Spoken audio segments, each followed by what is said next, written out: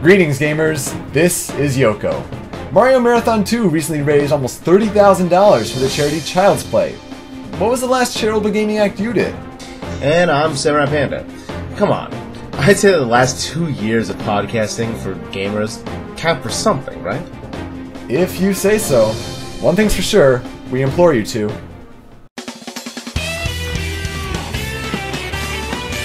Show me your news! Hello there, and welcome to one of the only Show Me Your News. Today is July 21st, 2009, and we are the pinnacle for debating gaming news that matters the most to you. Coming up today, video game personal ads, a fan-made Star Fox game, and much more. After getting our feet wet with the video pilot, it's time to make the improvements that you, the fans, suggested. So let's get straight into the past week's top stories. For the past 2 weeks, I personally was in Antioch, California for a brawl tournament known as Genesis. And then I went and spent a week in Las Vegas, Nevada until EVO 2009.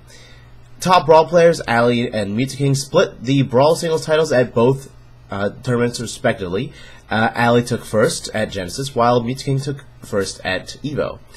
And while Melee singles at Genesis went to Mango in a fierce clash with the relatively unknown Armada, who hails from Europe. On the EVO front, after 50,000 matches of fighting games, the big news centered on Street Fighter IV, where the world champion Daigo Umehara defeated United States champion Justin Wong in a simply thrilling final. Yoko, before I give my first-hand take on both tournaments, what was it like on the spectator front?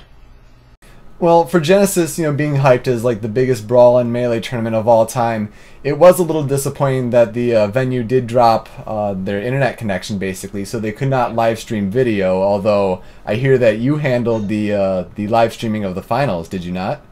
That is true indeed. I brought the finals back to the hotel room where we did have wireless, and we did attempt and get a live stream going at one point, which was just Chibo Senpai holding up his laptop. So the web camera would get the TV screen. It was kind of funny. And about 250 people were watching just that. We got a lot more later on. Yeah, that was at like 4 a.m. Eastern time though, so that was a little crazy. So there was a lot of Twitter updates. Some Twitter updates like just didn't come, and then the thread on Smashboards just moved ridiculously fast. It was. So I heard. Yeah, it was just amazing to see. For Street Fighter IV and like a lot of the EVO tournaments, is interesting to see the live streams, the YouTube videos after it. That Street Fighter IV final was amazing. But tell me a little bit about what it was being there. It was actually really incredible. Although Brawl was kind of out in the corner, and it was pretty clear that people that were there for Brawl were not really intermingling with the other people, and vice versa. We stayed to our side, they stayed to their side, but it was really a thrilling experience. We were next to the BYOC Bring Your Own Controller area, so I got a look at a lot of different games that I've never seen before in my life. Just random obscure games. They even brought old cabinets, like Neo Geo cabinets and stuff like that, and played those. And on the big screen and on the speaker system, they always had Street Fighter IV or HDR going, and it was incredible. And to see the crowd just watching, like sitting there, everyone there, watching these matches, and the hype, really, that just naturally happens every single match is just, amazing to watch. Mm-hmm.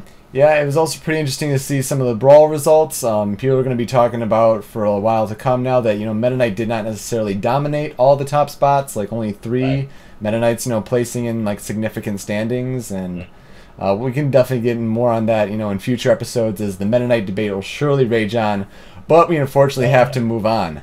Now, last October, Guitar Hero World Tour broke ground in rhythm games by letting you create your own music in the game's built-in music studio. While GH Tunes may have been rudimentally done with MIDI-esque sounds, the idea to share your original music with the community was indeed a groundbreaking one. Well, the folks at Harmonix have decided to take things a step further with the Rock Band Network. Now, this allows users to import master tracks of their own music, chart them, then submit them to Harmonix to possibly be used as downloadable content.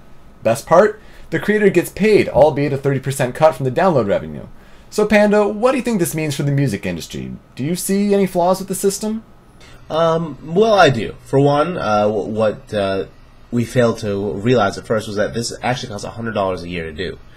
So that means they are effectively the Xbox Live community games. What?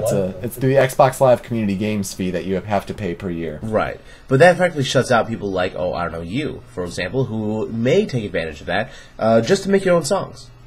And that's really the feature that I think people want, is the ability to make their own songs, make their own tracks, and really just get what they enjoy playing and hearing and just doing that. You don't necessarily have to make a share feature for it, although that makes it a lot better. And, of course, the MIDI quality of the other ones that are available through Guitar Hero is just absurdly bad. This is definitely a step in the right direction. It is a foray into the correct, I guess, field that they need to be moving into in order to make people want to buy their games in the future. But they're not quite there just yet. Yeah, it is an interesting step for the video game community. However, for the actual music industry, this is really huge. I mean, some young up-and-coming bands might not necessarily want to see their music in movies or wherever. They may be gamers and they want to see their music being played in games where there's a huge audience for that. And I think that's really the most appealing thing, is these indie bands can get their songs as downloadable content in Rock Band. This this creation just might be what pushes Rock Band over the top in the feud with Guitar Hero. Maybe. Well, hopefully. I like Rock Band a little bit more than Guitar Hero, so I'm rooting for them. We shall see. So, President Obama has appeared to have the same stance on video games ever since his election in November 2008. Even though there's a Wii in the White House, the president's always told parents the same type of line that centers on responsibility. Things seemed pretty normal when he said in the speech to the NAACP recently that parents must put away the Xbox and put our kids to bed at a reasonable hour. Yet, Microsoft took notice of this use of their brand, putting out a statement that essentially agreed with Obama. Now, Yoko, wouldn't you say that this might be a little bit too sensitive? I'll take the stance that this is a little too sensitive. I mean, he's made mention to Wii remotes. He owns a Wii in the White House, so he is recognizing the gaming culture. And yes, this is the right thing for him to say as a president. You want the parents to take responsibility to put the kids to bed. That's fine. But for Microsoft to actually acknowledge that he said the Xbox brand, and they basically said while we agree with Obama, Xbox is a great entertainment console, blah blah blah, and it seemed very unnecessary and almost a little sensitive that they were actually keeping their ear open for this. Well, you know what? I don't think it was at all. I think that he was in some ways unjustly calling out their brand, and the fact that he called out the brand, that's free publicity.